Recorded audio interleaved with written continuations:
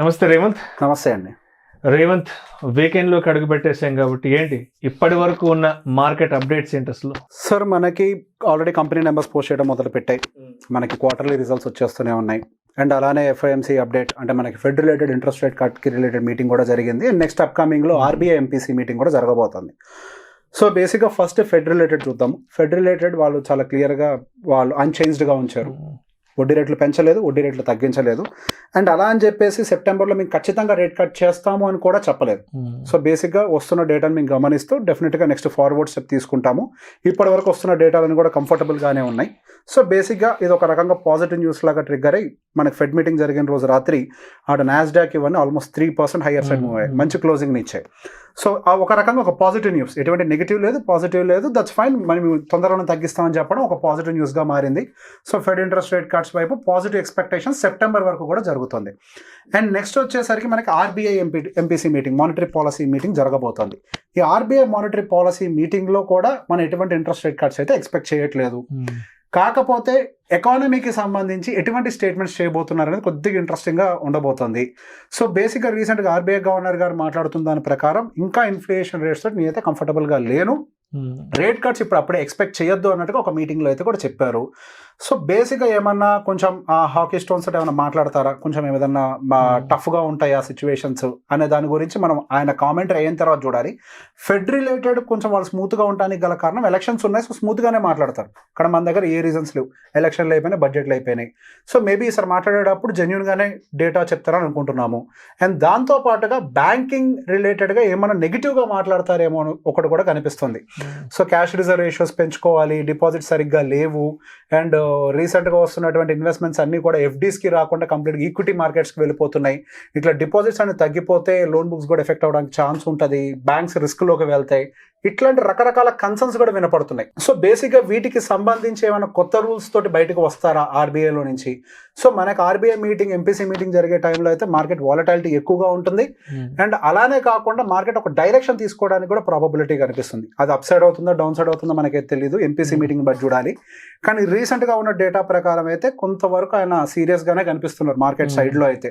So అంత మా పాజిటివ్గానే ఏమీ ఎక్స్పెక్ట్ చేయట్లేదు. అండ్ నెక్స్ట్ వచ్చేసరికి మనకి కంపెనీస్ నెంబర్స్ అయితే పోస్ట్ చేస్తున్నాయి. And that was as expected. Market ఎక్స్పెక్టేషన్స్ని అన్ని కంపెనీస్ రీచ్ అవ్వడం అయితే సాధ్యం కాదు. ప్రీవియస్గా ఉన్నటువంటి రిజల్ట్స్ అన్నీ కూడా మార్కెట్ ఎక్స్పెక్టేషన్స్ని అవుట్ పర్ఫామ్ చేయడం వల్ల విపరీతమైన ర్యాలీలు కూడా చూసాం. దాంతోపాటు ఎలక్షన్, XYZ ఇవన్నీ కూడా బాగా ఫేవర్ చేశాయి మార్కెట్ని ర్యాలీ చేయడానికి.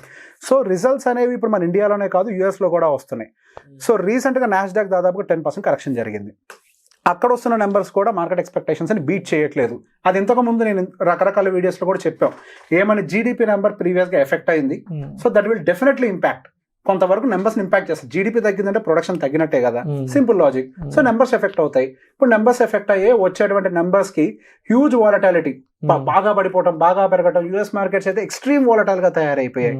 అండ్ మన ఇండియన్ మార్కెట్లోకి వచ్చేసరికి నెంబర్స్ కూడా అంత రేంజ్లో ఉండవు. ఎందుకంటే మిడ్ అండ్ స్మాల్ క్యాప్లో అయితే కొంచెం డిసప్పాయింట్మెంట్ ఉండొచ్చు. ఐటీ సెక్టర్ నెంబర్స్ ఎలా ఉన్నా సరే ఐటీ సెక్టర్ అయితే ర్యాలీ అవ్వచ్చు.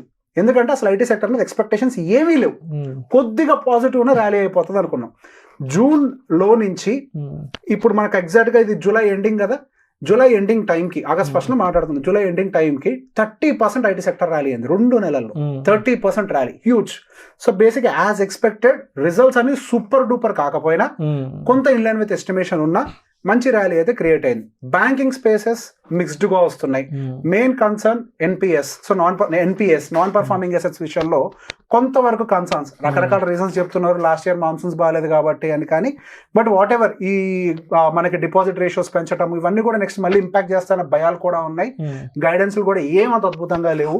So going further maybe banking sector కూడా కొద్దిగా స్లో అవడానికి అవకాశం ఉన్నట్టుగానే కనిపిస్తుంది. అండ్ ఇంకా చాలా కంపెనీస్ కూడా రిలీజ్ చేయడానికి అయితే ఉన్నాయి. And we have to wait for the other companies also. And మనకు పర్టికులర్గా మిడ్ అండ్ స్మాల్ క్యాప్ విషయంలోకి వచ్చేసరికి ఇక్కడ నుంచి జాగ్రత్తగా ఉండాలి. మనకి ఫస్ట్ మంత్లో సహజంగా పెద్ద పెద్ద కంపెనీస్ రిజల్ట్స్ తోటి వస్తాయి. మనకి నెక్స్ట్ మంత్లోనే maximum mid and small cap సెక్టర్స్కి సంబంధించిన స్టాక్స్ బయటకు వస్తాయి. అండ్ వాటి యొక్క నెంబర్స్ వస్తాయి. అండ్ ఇక్కడ ఇంకో ఇంపార్టెంట్ ఆస్పెక్ట్ ఏంటి అని అంటే, నేను రీసెంట్గా చూసిన డేటా ప్రకారం వచ్చిన వాటిల్లో నుంచి ఆల్మోస్ట్ వచ్చిన రిజల్ట్స్ని చూసిన తర్వాత ఆల్మోస్ట్ 70% కంపెనీస్ని డౌన్గ్రేడ్ చేస్తారు, 70-80% కంపెనీస్ని. అంటే వాటి యొక్క రిజల్ట్స్ అంత అద్భుతంగా ఉండట్లేదు. So that's what we were shouting from the beginning. ఏదైతే ర్యాలీ జరుగుతోందో ఆ ర్యాలీకి కంపెనీస్కి సంబంధం లేకుండా ఉంది. స్టాక్ మార్కెట్ అనేదే సహజంగా హెడ్ ఉంటుంది చాలా. ఇప్పుడు దాని అసలు వాల్యూ రూపాయి అయితే అది 25 రూపాయల దగ్గర ఉంటుంది బై డిఫాల్ట్గా.